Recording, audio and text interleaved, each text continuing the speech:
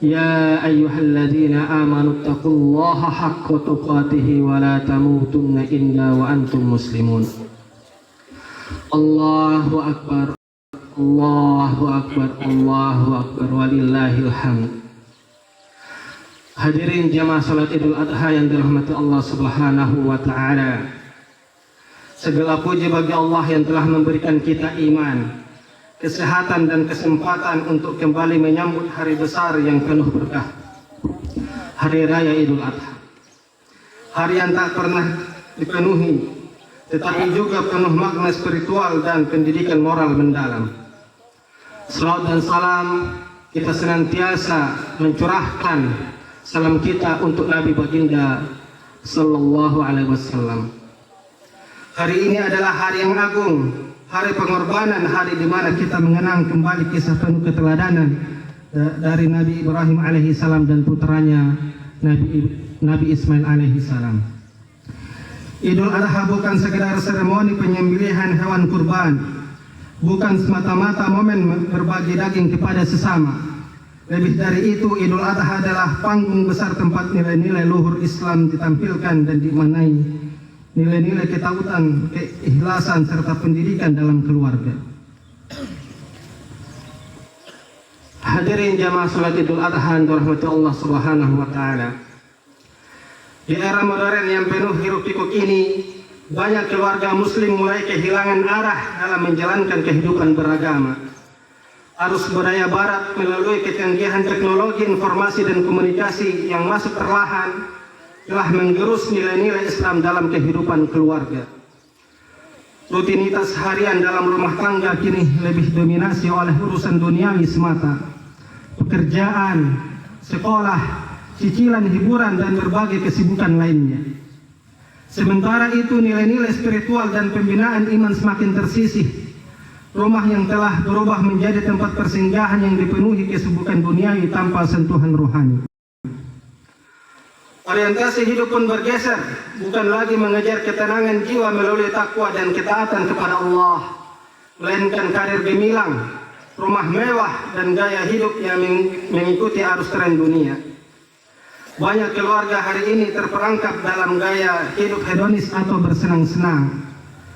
Ayah yang selalu tenggelam dalam hiruk-pikuk pekerjaannya hingga absen secara emosional dan spiritual, menyebabkan keluarga kehilangan pemimpin hangat, penasehat dan pembimbing. Ketidakhadiran bukan semata fisik, tapi juga minimnya andil dalam pembentukan karakter, komunikasi harian dan internalisasi nilai Islam di rumah. Demikian pula ibu yang larut dalam rutinitas duniawi tanpa merawat ruhiyah putra-putrinya. Ada sebagian ibu yang tidak sempat menyusui, mengasuh dan mendampingi anak-anaknya karena kesibukan kerja. Sebagian ibu yang tidak bekerja sibuk dengan media sosialnya dan dunia sosialitanya. Krisis keteladanan pun berujung pada krisis motivasi mempelajari agama. Nilai-nilai sabar, jujur, peduli, dan semangat berjihad tidak tersampaikan secara utuh.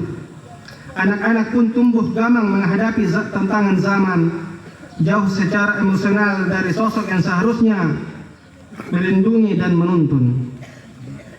Di tengah gaya hidup seperti itu, sangat sedikit waktu yang disediakan untuk membicarakan nilai-nilai ibadah, perjuangan, empati, dan kepedulian terhadap sesama. Anak-anak pun tumbuh dalam suasana yang akrab dengan kenyamanan instan, namun asing dengan semangat berbagi dan pengorbanan.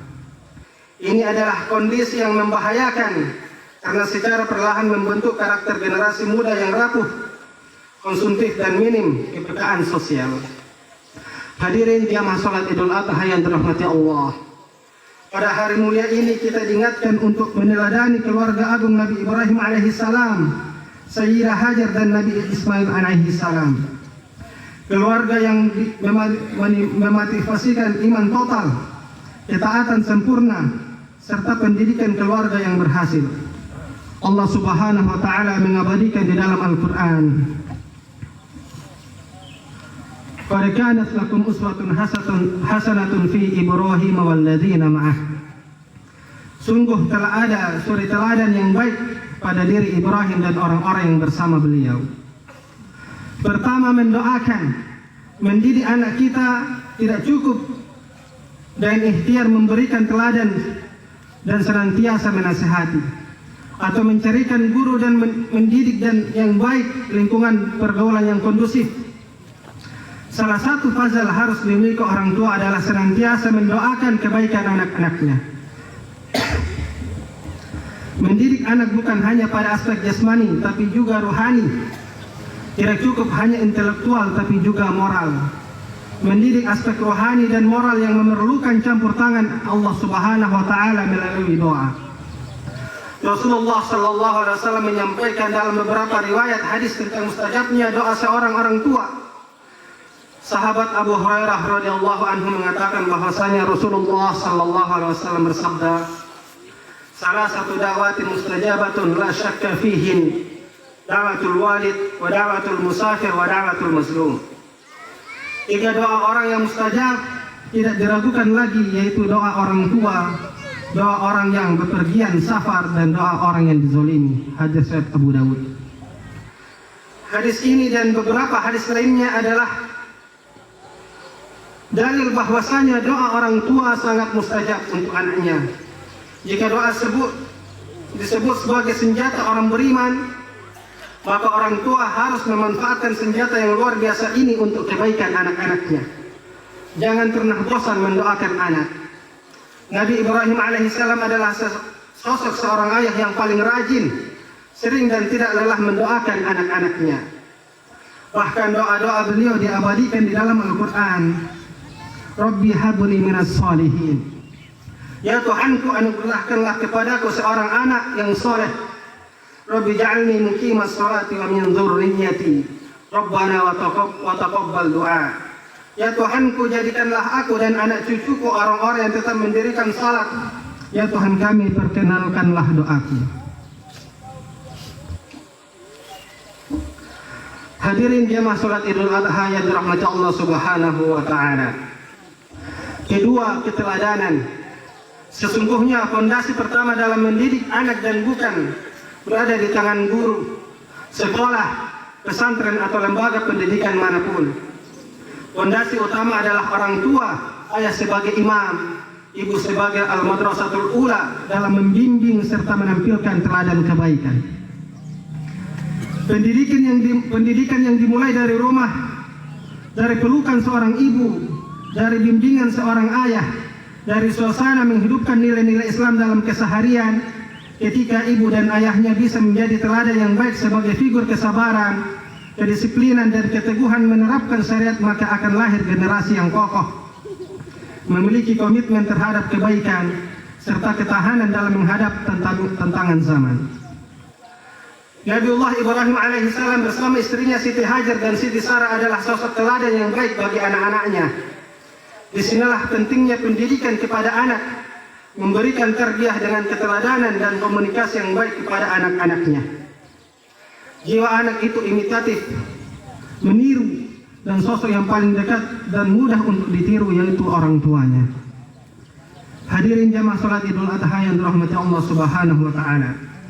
Ketiga, membangun rumah dan lingkungan yang kondusif. Rumah bukan fasilitasnya yang mewah dengan desain menarik atau lingkungan perumahan yang lokasinya strategis, elit dan eksklusif. Tapi rumah dengan lingkungan yang mengkondisikan untuk bisa beribadah dengan baik dan membentengi dari pergaulan yang tidak baik. Hikmah Nabi Ibrahim alaihissalam hijrah membawa istri dan anaknya Ismail ke Makkah Al-Mukarramah adalah menempatkan ke sebuah lingkungan yang mendukung untuk beribadah. Sebagaimana Allah Subhanahu wa taala abadikan di dalam Al-Qur'an ketika Nabi Ibrahim alaihissalam mengangkat tangannya seraya berdoa, Rabbana inni askantu min dzurriyyati biwadin ghairi dzi zar'in inda baitikal muharram. Rabbana liyuqimus sholata faj'al afidatan minan nasi tahwi ilaihim warzuqhum minas thamarati la'allahum yashkurun. Ya Rabb kami, sesungguhnya aku telah menempatkan sebagian keturunanku di lembah yang tidak memiliki tanam-tanaman di dekat rumah Engkau, Baitullah yang dihormati. Wahai Rabb kami, yang demikian itu agar mereka mendirikan sholat, maka jadikanlah hati sebagian manusia cenderung kepada mereka, dan berilah mereka rizki dari buah-buahan, mudah-mudahan mereka bersyukur. Dalam Islam, keluarga adalah madrasah pertama dan utama. Di sanalah anak-anak pertama kali mengenal Rabb-nya, mengenal Tuhannya, mengenal dan mengajarkan salat, mengenal akhlak mulia, serta nilai-nilai perjuangan. Allah Subhanahu wa taala berfirman, "Wa amur ahlaka bis-salati wastabir 'alaiha." Dan perintahkanlah keluargamu mendirikan salat dan bersabarlah kamu dalam mengerjakannya. Marilah kita kembalikan keluarga kita kepada fungsinya yang hakiki, sebagai benteng pertama dan terakhir menjaga keimanan dan karakter generasi penerus. Sebab dari rahim keluarga yang terdidik dengan nilai Islamlah akan lahir para mujahid, para ulama, dan para pemimpin yang akan menegakkan kalimat la ilaha illallah di muka bumi. Pendidikan keluarga bukan semata-mata tentang akademik, gelar, pekerjaan, atau jabatan, namun tentang menanamkan nilai-nilai luhur keimanan, ibadah, keikhlasan, ketaatan, pengorbanan, dan keteladanan. Keluarga hendaknya kembali difungsikan sebagai al-madrasatul ula, madrasah pertama, tempat pembinaan, pemahaman, dan pembiasaan dalam menegakkan nilai-nilai Islam dalam kehidupan sehari-hari. Sesungguhnya keluarga adalah unit terkecil dalam masyarakat, namun memiliki peran yang amat besar dalam membangun peradaban Islam. Ketahanan bangsa sangat tergantung ketahanan keluarga. Hadirin jamaah salat Idul Adha yang dirahmati Allah Ta'ala. Keempat, menanamkan visi berislam dan akhirat. Idul Adha ini adalah momentum yang sangat tepat bagi setiap keluarga muslim untuk melakukan muhasabah, meninjau kembali arah dan visi hidupnya. Rumah bukanlah sekedar tempat beristirahat, namun ia adalah markas tarbiyah dan basis dakwah yang membentuk kepribadian anak-anak sebagai generasi penerus umat. Dari rumah hendaknya ditanamkan visi berislam dan akhirat dengan kisah-kisah perjuangan Islam dan para pejuangnya. Diperkenalkan sejarah para nabi, para sahabat, serta ulama dan mujahid yang telah mengorbankan jiwa dan raga demi tegaknya kalimat tauhid. Kisah-kisah tersebut bukan sekedar dongeng pengantar tidur, tetapi bekal untuk menumbuhkan cinta terhadap nilai keberanian, pengorbanan, keikhlasan, dan kepedulian. Anak-anak tidak hanya dibesarkan tubuh fisik atau badannya, namun juga dibesarkan jiwanya, agar hidup mereka tak hanya sibuk mengejar dunia, tapi juga memahami makna hidup dalam kerangka pengabdian kepada Allah dan mengejar kenikmatan abadi di akhirat. Peristiwa Ismail kecil dengan ketaatan dan kesabarannya menerima perintah Allah untuk disembelih adalah bentuk keberhasilan ayah dan ibunya menanamkan tauhid dan visi akhirat. Jawaban luar biasa Ismail dengan tenang dan tanpa ragu, "Qala ya abati fa'al ma tu'mar, satajiduni insyaallah minas sabirin." Dan Ismail menjawab, "Wahai ayahku, lakukanlah apa yang diperintahkan Allah kepadamu. Insyaallah engkau akan mendapatiku termasuk orang-orang yang sabar."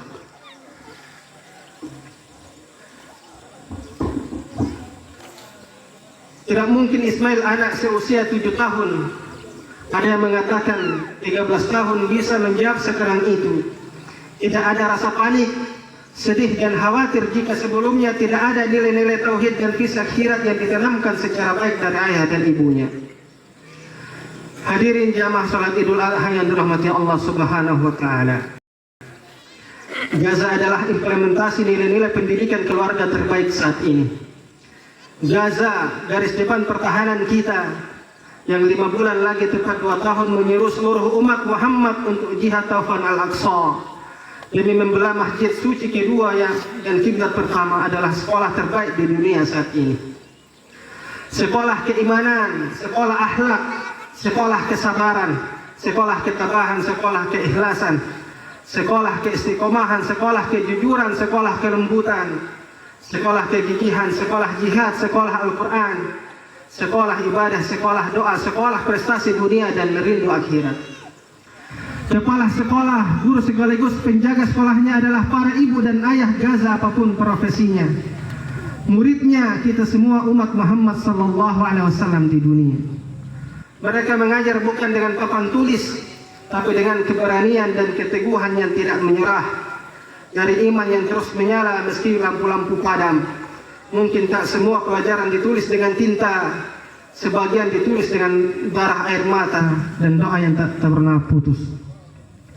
Para ibu dan ayah dan anak-anaknya yang kini berjuang mempertahankan garis depan umat Muhammad SAW adalah Al-Quran. Adalah Al-Quran yang berjalan di muka bumi di zaman kita ini. Pendidikan yang mereka tekuni dari rumah-rumah mereka yang hancur di Gaza bukan semata-mata menghasilkan generasi baru, tapi memunculkan gunung-gunung dan karang peradaban yang mengawal kehormatan muslimin dan dinul Islam di hadapan raksasa-raksasa kezaliman dan kekufuran. Hadirin jemaah salat Idul Adha yang dirahmati Allah. Idul Adha adalah momentum untuk membangkitkan kembali semangat mendidik dalam keluarga, untuk membentuk generasi yang kokoh imannya, kuat kepribadiannya, dan siap berkontribusi untuk umat dan dunia dilandasi cinta kepada Allah dan Rasulnya. Mari kita juga melaksanakan sunnah memperbanyak takbir, baik yang ditentukan waktunya yaitu setiap setelah sholat 5 waktu, maupun yang tidak ditentukan waktunya hingga sore hari tasyrik di hari terakhir 13 Zulhijjah. Mari kita tutup khutbah ini dengan doa.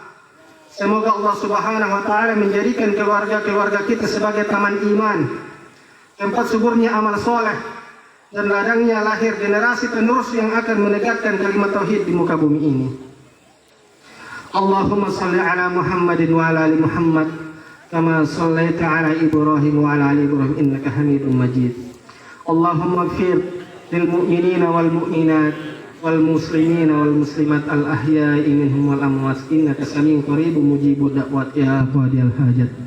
Allahumma ansur ummata Muhammad, Allahumma aslih ummata Muhammad, Allahumma ansur ummata Muhammad, Allahumma ansur man nasruddin wa khzul man khazaraddin. Waj'al baldatana Indonesia hazihi baldatan tajri fiha ahkamuk wa sunnatu rasulik ya hayyu ya qayyum. Allahumma dfa' 'anna al-bala wal bala wal waba wal